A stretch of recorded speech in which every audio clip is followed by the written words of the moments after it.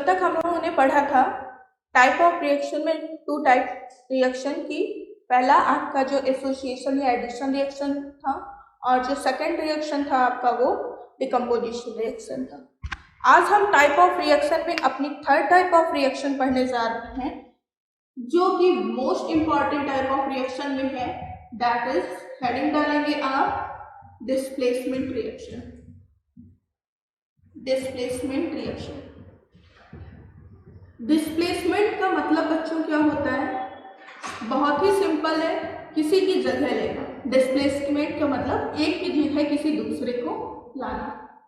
जो वर्ड का मीनिंग है सेम यही रिएक्शन में होता है। ठीक है, हमने पहले ही डिस्कस कर रखा है कि डिस्प्लेसमेंट रिएक्शन जो है आपकी 2 टाइप्स की होंगी, single displacement reaction and double displacement reaction.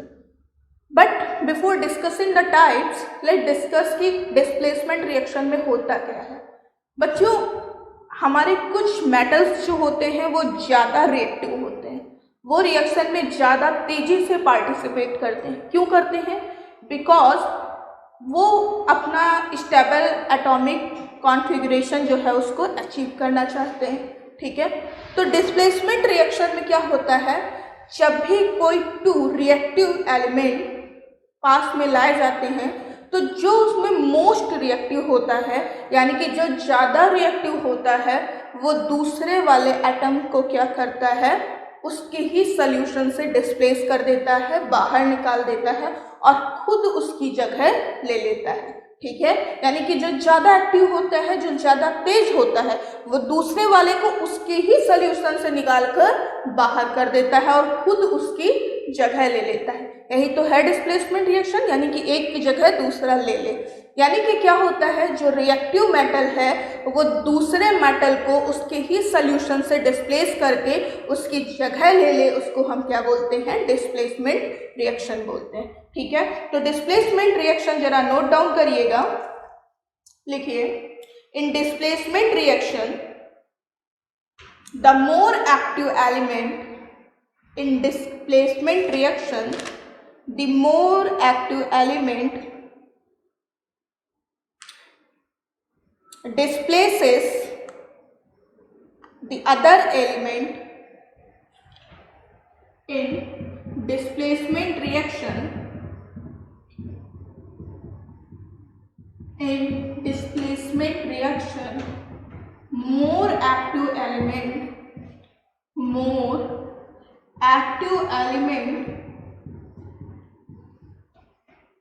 displaces the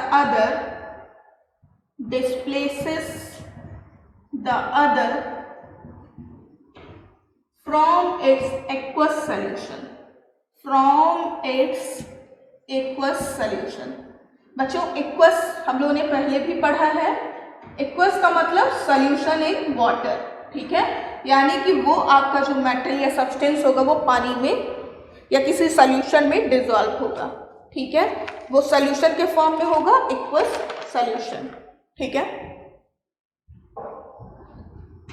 reaction हम लिखेंगे, एग्जाम्पल से समझेंगे कैसे होता है, आपको ज़्यादा क्लियर हो जाएगा एग्जाम्पल से कि डिस्प्लेसमेंट रिएक्शन एक्चुअली में है क्या और कैसे हम कहते हैं कि एक की जगह दूसरे ने ले। एग्जाम्पल लिखते हैं आयरन Fe। अगर हम आयरन को कॉपर सल्फेट से रिएक्ट कराएं, यानी कि कॉपर क्या है, अपने सॉल्यूशन में है कॉपर सल्फेट।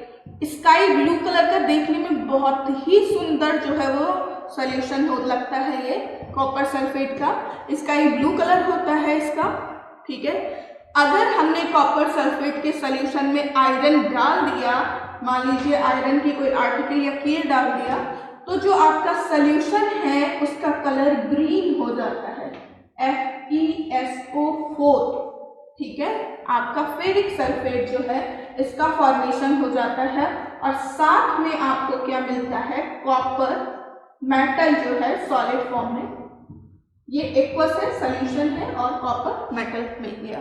ठीक है, हुआ क्या, फेरिक यानी कि सॉलिड आयरन को आपने क्या किया, कॉपर सल्फेट यानी कि एक्वस सॉल्यूशन में था उसके साथ रिएक्ट कराया आयरन ने कॉपर को उसके ही सॉल्यूशन से नॉकआउट कर दिया, बाहर निकाल दिया, और उसने क्या कि खुद उसकी जगह ले ली। इसको बोलते हैं डिस्प्लेसमेंट रिएक्शन। एक ही एग्जाम्पल से बहुत क्लियर हो गया होगा, बट हम और एग्जाम्पल लेंगे, ठीक है। सेम यही काम जो है आपका जिंक भी करता है जो आपका किया है आयरन ने, ठीक है। लेट्स से कि जिंक क्या करता है, अगर आपने जिंक मेटल के कुछ ग्रेन्यूल्स, ठीक है, कॉपर सल्फेट के सॉल्यूशन में रखेंगे तो वापस से वही काम क्या करेगा, जिंक कॉपर सल्फेट के सॉल्यूशन से कॉपर को ही बाहर कर देगा, खुद उसकी जगह ले लेगा, ZnSO4 बना लेगा, साथ में आपको कॉपर का मेटल जो है सॉलिड फॉर्म में वो रिएक्शन में मिल जाएगा। यानी जिंक ने क्या किया, कॉपर सल्फेट के सॉल्यूशन से कॉपर को बाहर कर दिया, क्या बना दिया, जिंक सल्फेट बना दिया, और साथ में आपका कॉपर फॉर्म हुआ। इस रिएक्शन को बोलते हैं क्या, डिस्प्लेसमेंट रिएक्शन। आप और एग्जाम्पल लेना चाहें तो देखते हैं, 2-3 एग्जाम्पल और देख लेते हैं। हमने लिया है सोडियम को, it is also a metal, sodium Na, water से मिला देते हैं, ठीक है। क्या करेगा, NaOH सोडियम हाइड्रोक्साइड का सॉल्यूशन बनाएगा, और साथ में आपकी हाइड्रोजन गैस इवॉल्व होगी। रिएक्शन बैलेंस नहीं होगा, बैलेंस कर लेते हैं। यहाँ पे अगर 2 लगाएंगे, सोडियम 1, अच्छा यहाँ पे एक कॉन्सेप्ट मैं आपको फिर से वापस से रिकॉल करा देती हूँ कि बैलेंसिंग में हम किस मेटल से या किस सब्सटेंस से स्टार्ट करते हैं, तो जो substance maximum number of atom जो है कंटेन किए हो, हम उससे करते हैं। यहाँ पे हमारा H2O, यहाँ पे 3 एटम्स हैं, और NaOH यहाँ पे भी 3 एटम्स हैं, ठीक है। बट एक बात आपको ध्यान रखनी है कि टाइप्स ऑफ एटम यहाँ से ज़्यादा है, तो इन दोनों में जनरली तो किसी से भी शुरू कर सकते हैं, लेकिन डिफिकल्टी लेवल कहाँ है, NaOH के पास ज़्यादा है, तो हम बैलेंसिंग सिंपली NaOH से शुरू करेंगे, ठीक है। तो आप इस रिएक्शन को सोडियम से चेक करेंगे, सोडियम 1 है, ऑक्सीजन यहाँ पर 1 है, यहाँ पर भी 1 है, हाइड्रोजन यहाँ पर 1 है, इधर 2 है, और टोटल हाइड्रोजन यहाँ पर कितने हैं, 2 + 1, यानी कि हाइड्रोजन का नंबर यहाँ पर कितना है, टोटल 3 है। तो हमें हाइड्रोजन को बैलेंस करने की जरूरत पड़ेगी, ठीक है।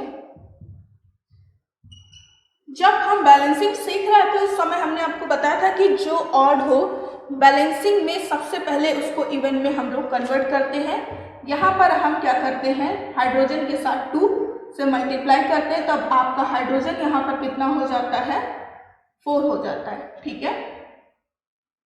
कैसे 4 हुआ, 2 × 2 और 2 ये टोटल हाइड्रोजन कितने हो गए, 4। इधर हाइड्रोजन 2 थे तो हमने 2 से मल्टीप्लाई कर दिया, कितने हो गए, 4।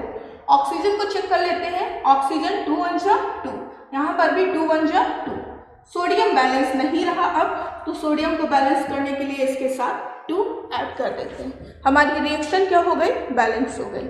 यानी कि डिस्प्लेसमेंट रिएक्शन में क्या हो रहा है, जो ज़्यादा एक्टिव है, कौन ज़्यादा एक्टिव है, आयरन ज़्यादा एक्टिव है कॉपर से, ठीक है, जिंक ज़्यादा एक्टिव है कॉपर से, सोडियम ज़्यादा, जो ज़्यादा एक्टिव होते हैं वो क्या करते हैं, अपने आप को रिएक्ट कराते हैं, और जो दूसरा सब्सटेंस होता है उसको उसके ही सॉल्यूशन से बाहर निकाल देते हैं, ठीक है। इसको हम लोग क्या बोलते हैं, single displacement reaction. Single displacement क्यों, क्योंकि एक ही डिस्प्लेस हो रहा है, ठीक है। एक कॉपर बाहर जा रहा है, उसका डिस्प्लेसमेंट किससे हो रहा है, आयरन से हो रहा है। यानी कि डबल डिस्प्लेसमेंट में क्या हो रहा होगा, दोनों एक दूसरे को डिस्प्लेस कर रहे होंगे।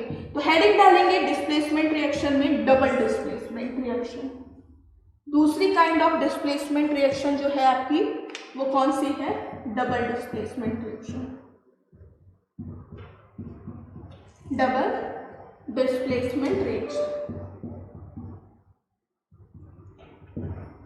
ठीक है,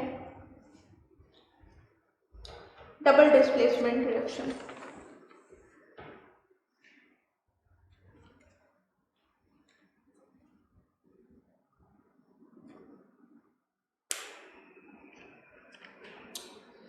सिंगल डिस्प्लेसमेंट में हम लोगों ने पढ़ा था कि एक मोर रिएक्टिव मेटल क्या कर रहा था, दूसरे मेटल को उसके ही सॉल्यूशन से डिस्प्लेस कर रहा था, डबल डिस्प्लेसमेंट रिएक्शन में क्या होगा, दोनों अपने अपने आयंस को क्या करेंगे, एक्सचेंज कर लेंगे, यानी कि एक दूसरे की जगह ले लेगा और दूसरा पहले वाले की जगह ले लेगा, आपस में इनका क्या होगा, एक्सचेंज होगा। ठीक है, लिख लेते हैं डबल डिस्प्लेसमेंट रिएक्शन में। In double displacement reaction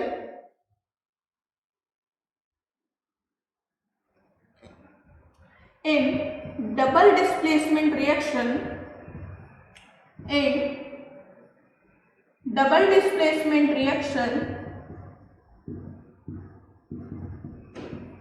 ionic compound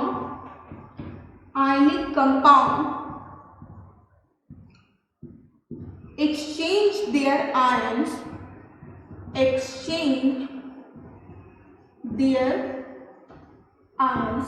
एक दूसरे से अपने अपने आयंस बदल लेते हैं।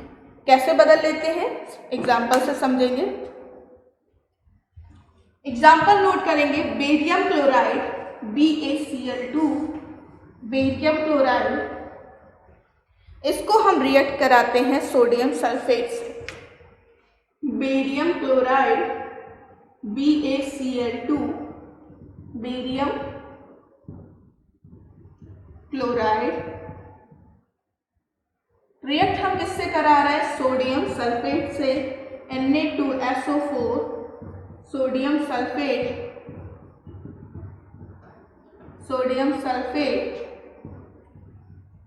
रिएक्शन हमने क्या कहा था, दोनों अपने अपने आयंस को एक्सचेंज करेंगे। ठीक है, यानी कि बेरियम सोडियम की जगह ले लेगा और सोडियम बेरियम की जगह आकर ले लेगा, यानी कि क्या बनेगा हमारा, NaCl2 के साथ आ जाएगा, तो NaCl सोडियम क्लोराइड और प्लस बेरियम सल्फेट, दोनों ने क्या किया, अपने अपने आयन आपस में एक्सचेंज कर लिए। फिर से समझेंगे एक बार जरा रिएक्शन को। हमने क्या किया था रिएक्शन में, बेरियम सल्फेट BaSO4, यानी कि बेरियम का आयन कौन है, इसके साथ लगा है सल्फेट ग्रुप। इसने किससे रिएक्ट किया था बच्चे, बेरियम क्लोराइड था, BaCl2 था, इसने रिएक्ट किया था सोडियम सल्फेट से, Na2SO4 से। ठीक है, तो बेरियम के साथ कौन सा आयन है, क्लोरीन आयन है, क्लोराइड है, और सोडियम के साथ कौन सा आयन है, सल्फेट है। रिएक्शन के बाद क्या होगा, बेरियम सोडियम की जगह ले लेगा, यानी कि बेरियम क्या हो जाएगा, BaSO4 बनाएगा, बेरियम सल्फेट बनाएगा। ठीक है, बेरियम सल्फेट बनाएगा और साथ में सोडियम बेरियम की जगह ले लेगा, तो क्या बनाएगा, NaCl बनाएगा। ठीक है, तो दोनों के आयन आपस में क्या हुए, एक्सचेंज हुए। ओके, रिएक्शन बैलेंस नहीं है, क्लोरीन 2 है, सोडियम भी 2 है, यहाँ पे दोनों एक एक है, सिंपल यहाँ पे 2 लगाओ। बाकी का चेक कर लेते हैं, बेरियम 1 है, बेरियम इधर भी 1 है, right hand side left hand side बराबर है, Cl2 यहाँ भी है, 2 1 2 Cl2 यहाँ भी है, सोडियम 2 है, सोडियम 2 है, सल्फेट 1 है, सल्फेट 1 है, ऑक्सीजन 4 है, ऑक्सीजन 4 है, यानी कि रिएक्शन आपकी क्या हो गई, बैलेंस हो गई। ठीक है, तो बेरियम सल्फेट ने क्या किया, यहाँ पे दोनों एक दूसरे के आयन को एक्सचेंज कर रहे हैं। ठीक है, ये आपस में सिंपली क्या कर रहे हैं, आयन को एक्सचेंज कर रहे हैं। ऐसे रिएक्शन को हम लोग क्या बोलते हैं, डबल डिस्प्लेसमेंट रिएक्शन बोलते हैं। या एक और ले लेते हैं, NaCl plus silver nitrate AgNO3, क्या बनेगा, सोडियम नाइट्रेट। ठीक है, और प्लस सिल्वर क्लोराइड, ये भी आपका एक रिएक्शन है, AgCl प्लस NaNO3,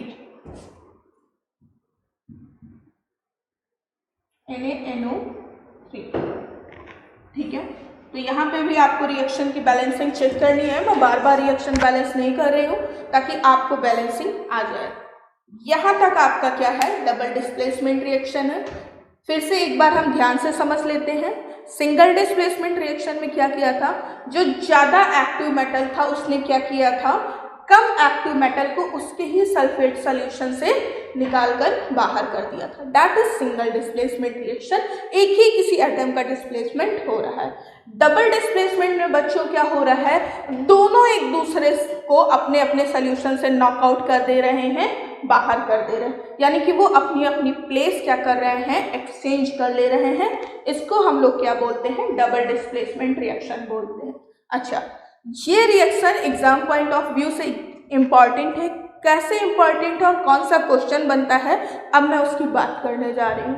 आपको मैंने पहला एग्जाम्पल लिखाया था, क्या था कि आयरन की एक जो कील थी, नेल थी, उसको हम लोगों ने क्या किया, कॉपर सल्फेट के सॉल्यूशन में डिप किया। ठीक है, आयरन सिंबल Fe होता है, कॉपर सल्फेट सिंबल CuSO4 होता है।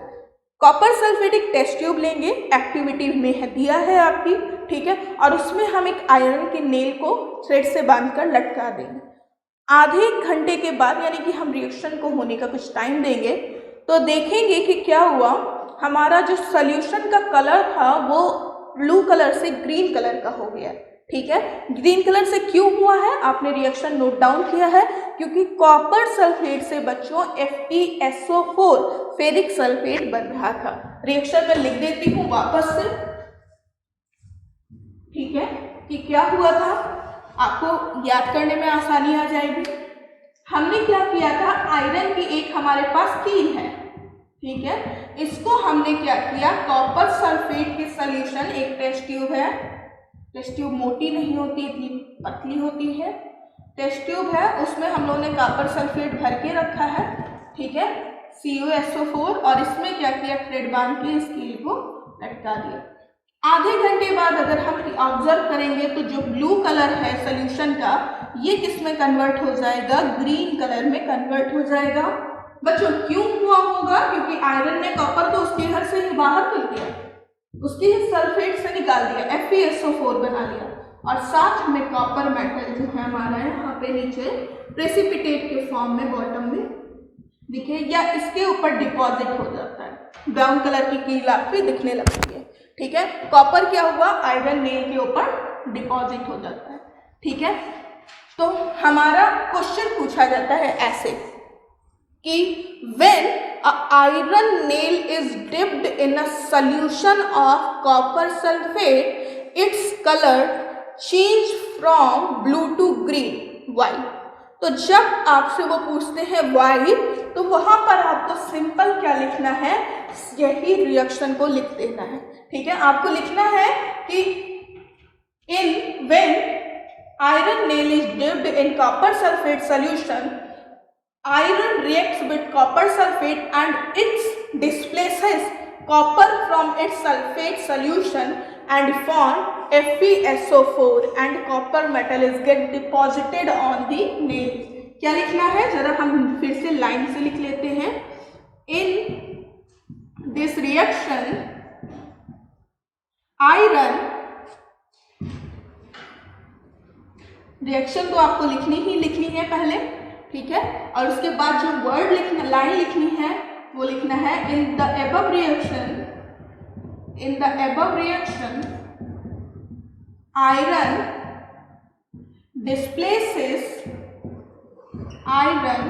Displaces copper from its sulphate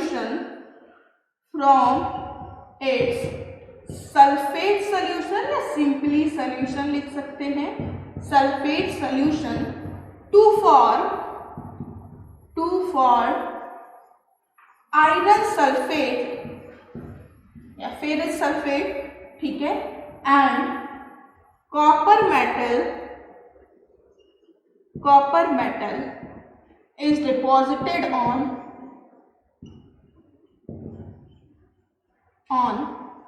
iron nail. ठीक है, तो उसका कलर ब्राउन हो जाता है नेल का। तो ये क्या है, उसके बाद लिखना है this reaction is called single displacement reaction. आप पूरा लिखेंगे, सिंगल डिस्प्लेसमेंट रिएक्शन। ठीक है, तो क्वेश्चन ऐसे पूछा जाएगा आपसे। अब आपके 3 टाइप ऑफ रिएक्शन हम डिस्कस कर चुके हैं। ठीक है, चौथा टाइप ऑफ रिएक्शन जो है डिसोसिएशन रिएक्शन है। और मैंने आपसे कहा था कि जब हम डिसोसिएशन रिएक्शन बच्चों पढ़ेंगे उसी समय हम बताएंगे कि आपका ये डिकम्पोजिशन रिएक्शन से अलग क्यों है। ठीक है, डिसोसिएशन रिएक्शन बहुत आसान है। जो डिकम्पोजिशन का मतलब है वही डिसोसिएशन का मतलब होता है। डिकम्पोजिशन का मतलब टूट जाना, ब्रेक डाउन हो जाना, ठीक है, और डिसोसिएशन का मतलब भी होता है ब्रेक डाउन हो जाना।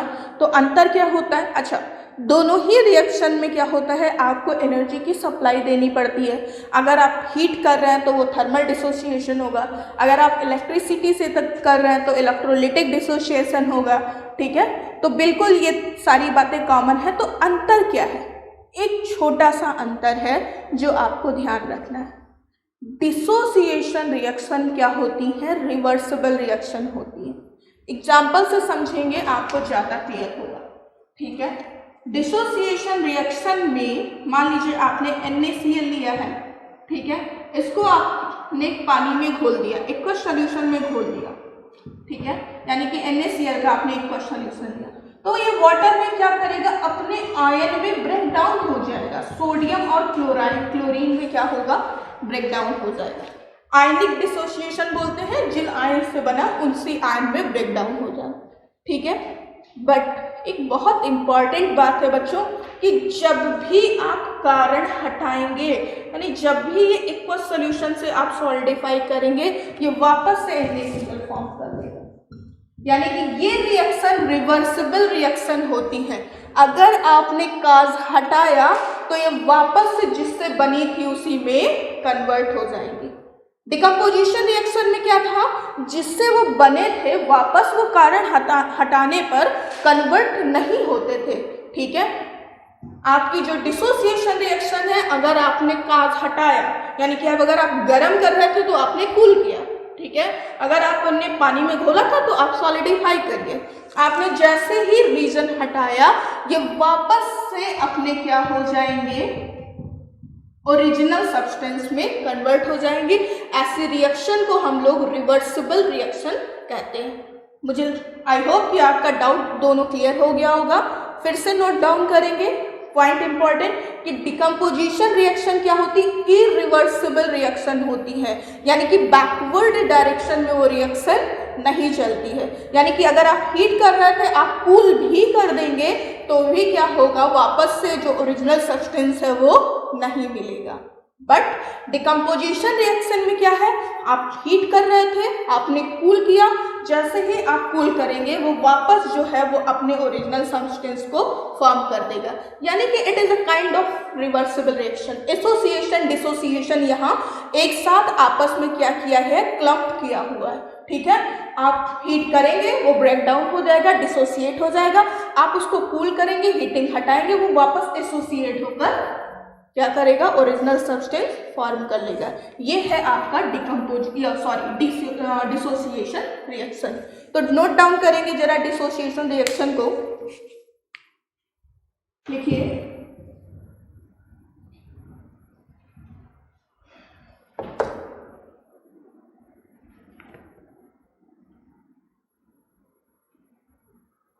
लिखिए, in dissociation reaction, in dissociation reaction substance break down into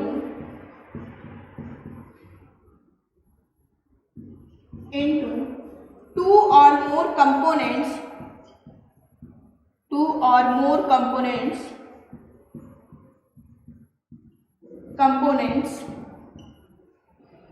on heating और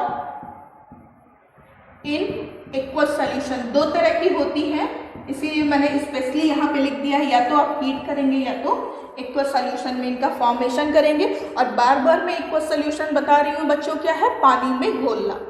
ठीक है, तो इस तरह आपका क्या होता है, डिसोसिएशन रिएक्शन दो तरह की होती है। ठीक है, लिख लीजिएगा, thermal dissociation reaction and ionic dissociation reaction. Thermal dissociation reaction, thermal dissociation reaction और ionic dissociation reaction. ठीक है बच्चों, थर्मल क्या है पता है आपको, हीटिंग करने में ब्रेक डाउन होगा. ठीक है, डिफिनीशन पे जाने से पहले जो इम्पॉर्टेंट पॉइंट है वो हम नोट डाउन कर लेंगे. लिखिए, डिसोसिएशन रिएक्शन और reversible reaction. Dissociation reactions are reversible reaction. Very very important point है, ये खासियत है इसको डिकम्पोजिशन से अलग बनाती है. Reversible reactions. ठीक है, ये हमेशा क्या होती है, रिवर्सिबल रिएक्शन होती है. अब थर्मल डिकम्पोजिशन में हम आएंगे बच्चों.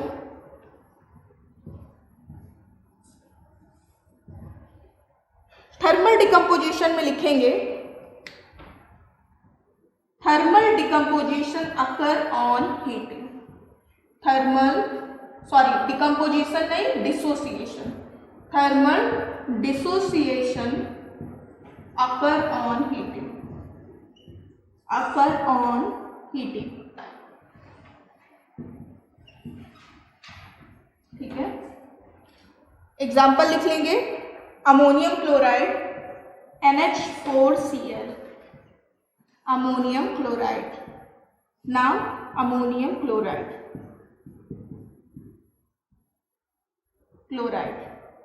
ठीक है, इसको जब हम हीट करेंगे तो ये सिंपली ब्रेक हो जाएगा किसमें, NH3 अमोनिया में और HCl. चेक कर लेते हैं रिएक्शन बैलेंस है कि नहीं. बेटा नाइट्रोजन लेफ्ट हैंड साइड में एक, राइट हैंड साइड में एक. क्लोरीन लेफ्ट हैंड साइड में एक, राइट हैंड साइड में एक. हाइड्रोजन बचा है तो लेफ्ट हैंड साइड में 4 है, राइट हैंड साइड में 3 ये और एक ये, 4 है. यानी कि रिएक्शन आपकी ऑलरेडी बैलेंस है.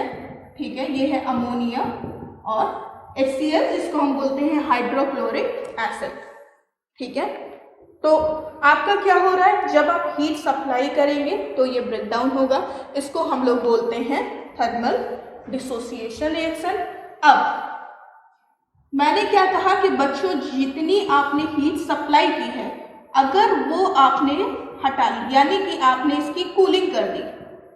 ठीक है, कूलिंग कर दी, तो ये अमोनिया और HCl वापस क्या करेंगे, NH4Cl का फॉर्मेशन कर लेंगे, अमोनियम क्लोराइड में कन्वर्ट हो जाएंगे. ये रिवर्सिबल रिएक्शन का साइन है.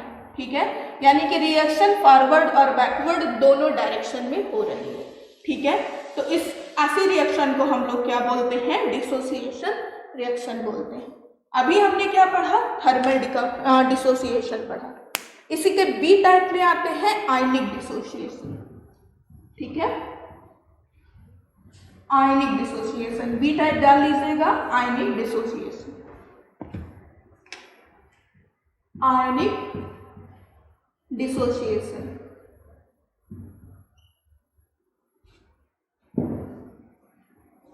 आयनिक डिसोसिएशन. ठीक है बेटा, आयनिक डिसोसिएशन का क्या मतलब हुआ. डेफिनेशन डिसोसिएशन की जब हम लिख रहे थे तभी हमने कहा था कि हमें आयनिक डिसोसिएशन के लिए एक्वस सॉल्यूशन फॉर्म करना पड़ेगा, यानी कि अपने कंपाउंड को पानी में घोलना पड़ेगा. ठीक है, हमने ले लिया आपका सोडियम क्लोराइड NaCl. आपको क्या करना है, इसको पानी में घोलना है, जिसको हम लोग कहते हैं एक्वस सॉल्यूशन. जब हम NaCl सोडियम क्लोराइड को पानी में घोल रहे हैं तो हमारा क्या बन रहा है, Na+ बन रहा है और क्लोरीन आयन, हमको सोडियम आयन और क्लोरीन आयन फॉर्म हो रहा है. अब बच्चों एक बेसिक डिफरेंस यहाँ आपसे पूछा जा सकता है कि थर्मल का जो आपका डिसोसिएशन है और जो आपका आयनिक डिसोसिएशन है उसमें डिफरेंस क्या है. जब हम लोग थर्मल डिसोसिएशन लिख रहे थे बच्चों तो हमने एग्जाम्पल आपको दिया था क्या, अमोनियम क्लोराइड NH4Cl जो था वो आपका NH3 अमोनिया और HCl में कन्वर्ट हो रहा था. आपको लिखना नहीं है, मैं केवल कंपेयर कर रही हूँ इस एग्जाम्पल के साथ इसका. ठीक है, यहाँ पर मैंने सोडियम पे प्लस साइन लगाया है, क्लोरीन पे माइनस साइन लगाया है, यानी कि ये दोनों आयंस हैं। आपको क्लास 9th में पढ़ाया जाता है कि आयंस क्या होते हैं, चार्ज्ड पार्टिकल्स होते हैं, ठीक है। जिसके एक्सेस ऑफ इलेक्ट्रॉन होता है वो क्या होता है, पॉजिटिव चार्ज लेता है, और जो डिवाइड ऑफ इलेक्ट्रॉन होता है, ठीक है, वो क्या करता है, माइनस चार्ज कैरी करता है। तो कैटायन एनायन भी अपने लिए ब्रेक हो रहे हैं। इस एग्जाम्पल में क्या मैंने कहीं पॉजिटिव या नेगेटिव चार्ज लिया था, नहीं लिया, ठीक है। इसमें मैं आयनिक में क्या कर रही हूँ, बार बार कह रही हूँ कि आपको क्या करना है, पानी में घोलना है, वाटर में घोलना है, एक्वस सॉल्यूशन बनाना है, ठीक है। क्या मैंने थर्मल में कहा था पानी में घोलना है, नहीं कहा था। वहां पे मैंने क्या कहा था, आपको हीट सप्लाई करनी है, ठीक है। तो दो डिफरेंस है क्या आपके थर्मल डिसोसिएशन और आयनिक डिसोसिएशन में। थर्मल में आपको हीट सप्लाई करने पर न्यूट्रल एटम्स मिल रहे थे, न्यूट्रल कंपाउंड्स मिल रहे थे, इन पे कोई भी चार्ज नहीं है, तो ये क्या है, आपकी न्यूट्रल है, ठीक है। आप आयनिक में देख रहे हैं कि जब भी आयनिक वाटर में ब्रेक हो रहा है तो ये आयनिक कंपोनेंट्स में टूट रहा है, यानी कि चार्ज पार्टिकल्स में टूट रहे हैं, अपने आयंस बना रहे हैं, ठीक है। तो ये दो डिफरेंस है, आपको नोट याद करके रखने हैं। अभी हम आयनिक लिख रहे हैं तो इसकी डेफिनेशन लिख लेते हैं। लिखिएगा, in ionic dissociation reaction, in ionic dissociation reaction when substance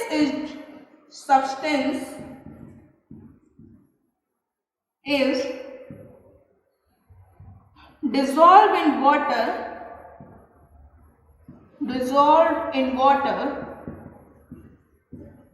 to form aqueous solution,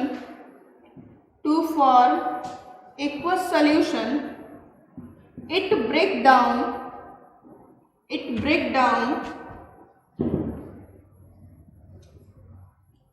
इसी के आगे ऊपर है, it breaks down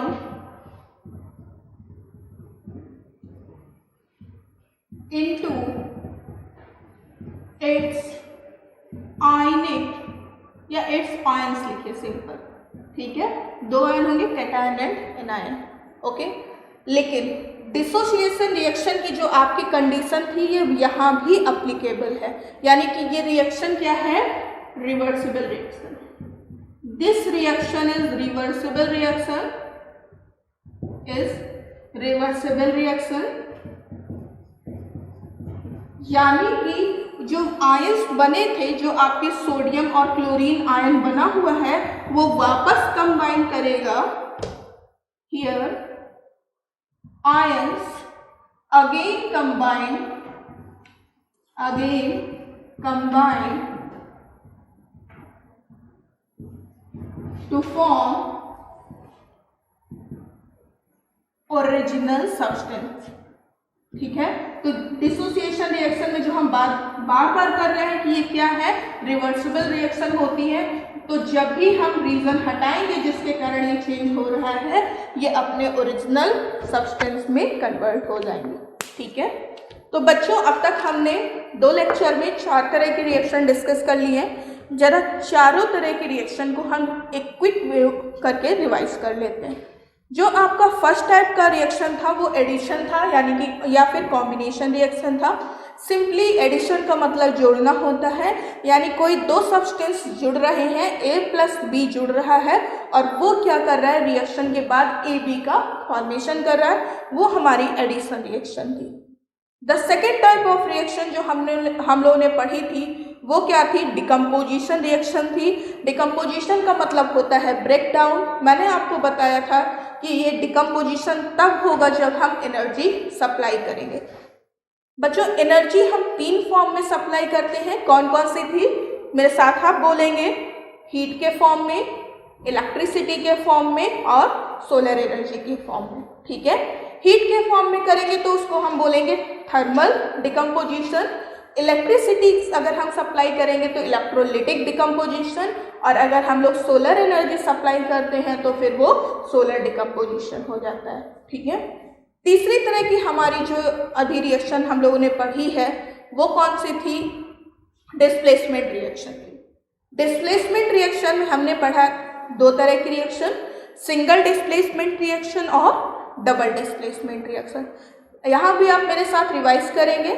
single displacement reaction में बच्चों क्या हो रहा है, जो ज़्यादा एक्टिव मेटल है वो दूसरे सब्सटेंस को उसके सोल्यूशन से ही बाहर कर दे रहा है। ठीक है, डबल डिस्प्लेस में क्या हो रहा है, दोनों अपने अपने आयनिक सोल्यूशन में हैं। ठीक है, दोनों क्या कर रहे हैं, सिंपली अपने अपने आयंस को एक्सचेंज कर रहे हैं। ठीक है, जैसे आयरन कॉपर की जगह ले लेगा जाकर और कॉपर आयरन की जगह ले लेगा जाकर। ठीक है, तो ये हमारा डबल डिस्प्लेसमेंट रिएक्शन था।